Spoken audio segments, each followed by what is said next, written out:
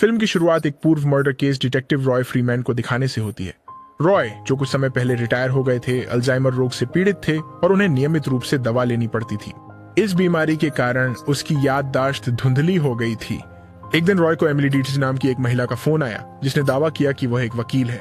अगले दिन रॉय से मिलने पर उसने खुलासा किया कि वह एक वकील थी जो उसके मुवक्किल आइजैक सैमुअल नामक कैदी का प्रतिनिधित्व कर रही थी, जिसका मामला रॉय ने 10 साल पहले संभाला था।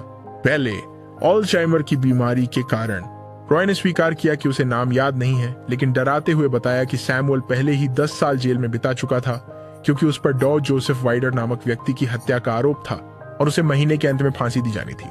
महीना सैमुअल ने उसे संदेश देने के लिए कहा ताकि सैमुअल रॉय से मिल सके, इससे पहले कि रॉय को फांसी दी जाए।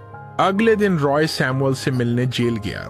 मिलने पर सैमुअल ने पुष्टि की कि डॉक्टर जोसेफ वाइडर को उसने नहीं मारा था।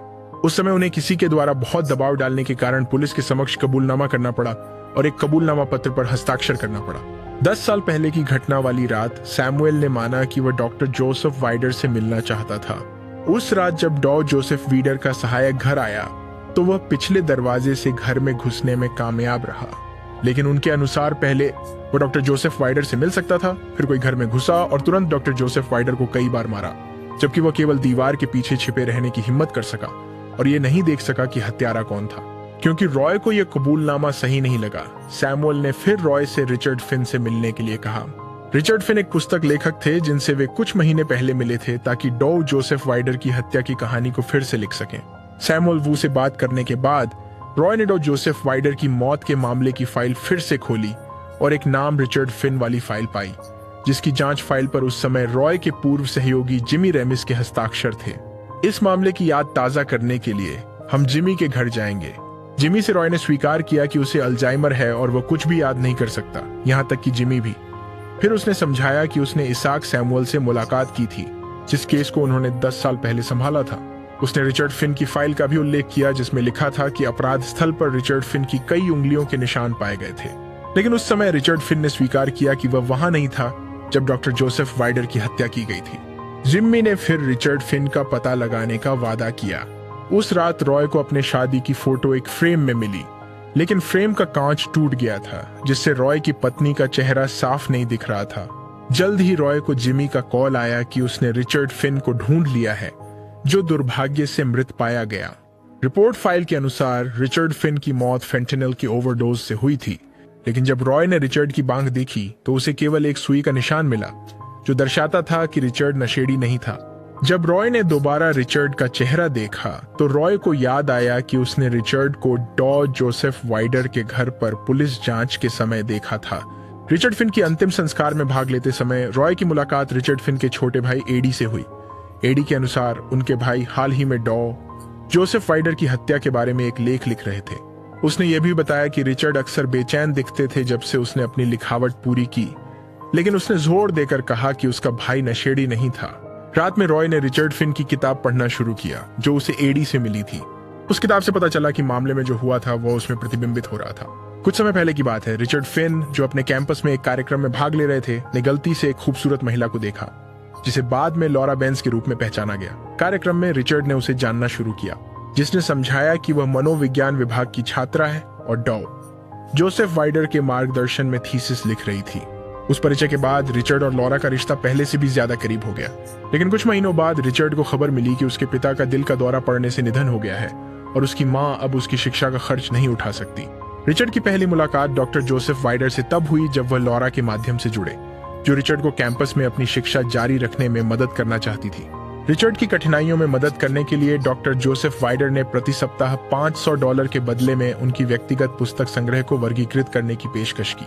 तब से रिचर्ड ने डॉ जोसेफ वाइडर के लिए उनकी निजी पुस्तक संग्रह को इलेक्ट्रॉनिक रूप में वर्गीकृत करने का काम शुरू कर दिया।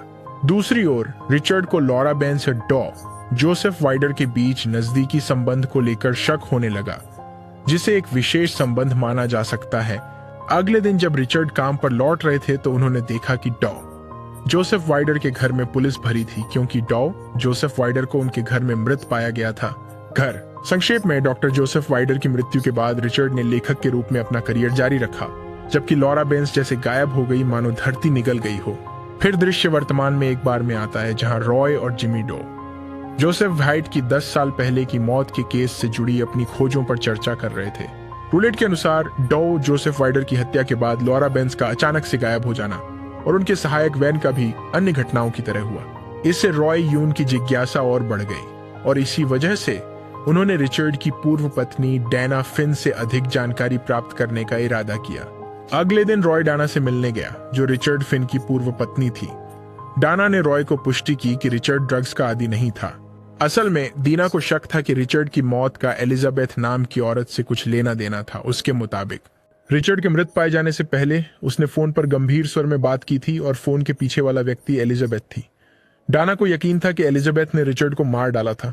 जब रॉय ने एलिजाबेथ के नाम के बारे में जानकारी खोजी तो आश्चर्यजनक रूप से उसे लॉरा बेंस की फोटो मिली, जिसका नाम जानकारी में एलिजाबेथ था।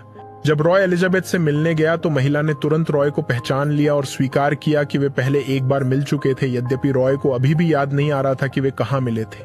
जाने से पहले रॉय ने उसे रिचर्ड की लिखी हुई एक प्रति दी, जिसमें डॉक्टर जोसेफ वाइडर की मौत का जिक्र था।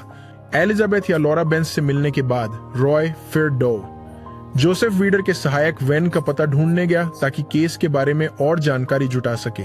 वैन के अनुसार डॉ जोसेफ वेडर ने उसे एक नौकरी देकर मदद की थी जब वह एक सैनिक के रूप में सक्रिय नहीं रह गया था।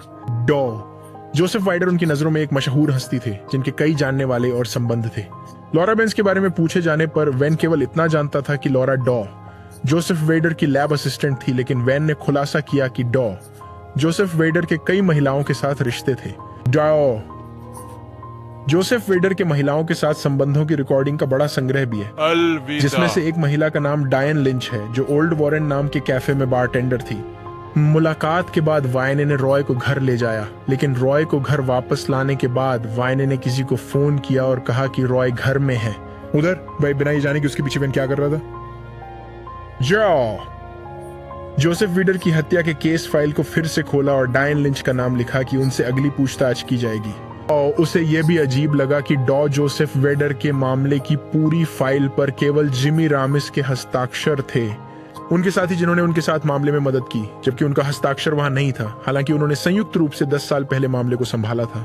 जब रॉय गंभीरता से अपनी फाइलें देख रहा था तो अचानक किसी ने उसके दरवाजे पर दस्तक दी और वह लॉरा बेंस थी।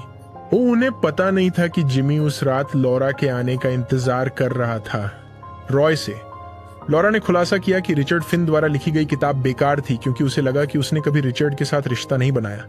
और रॉय के घर छोड़ने से पहले लॉरा ने कहा था कि रॉय पहले शराबी हुआ करता था। संक्षेप में, लॉरा के चले जाने के बाद रॉय, जो टीवी देख रहा था, को अचानक भूख लग गई, लेकिन फ्रिज में खाने का सामान खत्म हो गया था, तो रॉय पैदल ही खाना ढूंढने के लिए घर से निकल पड़ा।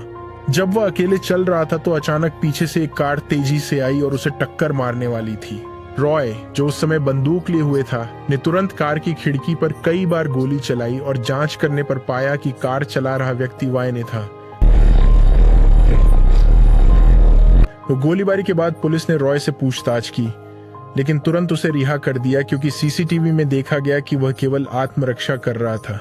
ऐसे अगली सुबह रॉय डॉ जोसेफ वीदर के साथ संबंध रखने वाली डायने से मिलने के उद्देश्य से ओल्ड वॉरेन कैफे गए।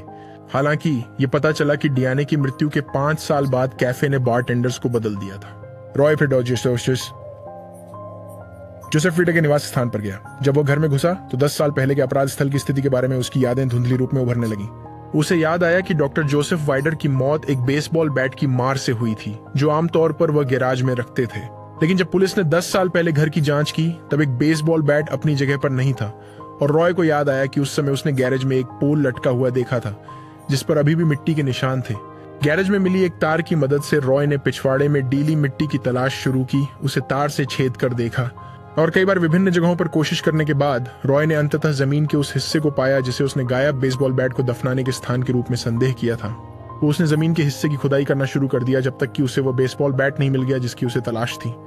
जब रॉय बैट देख रहा था, लॉरा अचानक प्रकट हुई और पूछा कि रॉय को वहां क्या मिला। उसी समय जिमी भी आ गया और तुरंत रॉय और लॉरा को घर के अंदर जाने को कहा, जबकि उसके दाहिने हाथ में बंदूक थी। जब रॉय ने जिमी से इसके बारे में पूछा तो जिमी ने केवल यह समझाया कि इस दौरान वह सिर्फ सभी गड़बड़ियों को साफ कर रहा था। उन्होंने रॉय को डायना लिंच के बारे में याद दिलाने की भी कोशिश की, लेकिन रॉय को अभी भी उसकी याद नहीं थी। जब रॉय को शक हुआ कि जिमी और लॉरा एक दूसरे को जानते हैं तो लॉरा ने कहानियां सुनाना शुरू किया। लॉरा के स्वीकारोक्ति के अनुसार वह जिमी को नहीं जानती थी, लेकिन जोसेफ वाइडर की हत्या के बाद वे अंततः एक दूसरे को जान पाए। उसी समय जिमी ने लॉरा के जोसेफ वेडर के साथ संबंध के बारे में पूछना शुरू किया, लेकिन चूंकि वह बहुत सारे सवालों से परेशान नहीं होना चाहती थी और महसूस करती थी कि वह शामिल नहीं है, आखिरकार उसने गायब होने और अपना नाम बदलकर एलिजाबेथ रखने का फैसला किया। कुछ समय बाद रिचर्ड फिन ने उसकी नई पहचान जान ली, जिसे रिचर्ड ने जिमी को बताया, जिसने फिर उस पर जोसेफ वाइडर की हत्या का आरोप लगाया। लॉरा ने फिर खुलासा किया कि जिमी ने उससे संपर्क किया था और उसे ब्लैकमेल कर रहा था कि उसका नाम मामले में शामिल न किया जाए। लॉरा का कबूलनामा सुनकर जिमी ने तुरंत इसे नकार दिया। जिमी ने कहा कि लॉरा लोगों को बेवकूफ बनाने में माहिर थी और इसीलिए उन्होंने रॉय को उस औरत की कहानी पर यकीन न करने की सलाह दी। चिमनी ने यह भी खुलासा किया कि लॉरा ने रिचर्ड फिन को मारने के लिए वैन का इस्तेमाल किया था, जिससे वह इतना गुस्सा हो गया कि उसने रिचर्ड फिन के शरीर में बड़ी मात्रा में फेंटेनाइल इंजेक्ट कर दी। यहाँ तक की बात यहीं पर नहीं रुकी। जिमी ने गारंटी दी कि लॉरा वही थी जिसने वैन को कुछ समय पहले रॉय को मारने के लिए कहा था, लेकिन जिमी इससे पहले कुछ और बोल पाता। इसके अलावा अचानक लॉरा ने उसे साइड से गोली मार दी और अपनी आखिरी सांस लेने से पहले जिमी को अभी भी जवाब देने का समय मिला।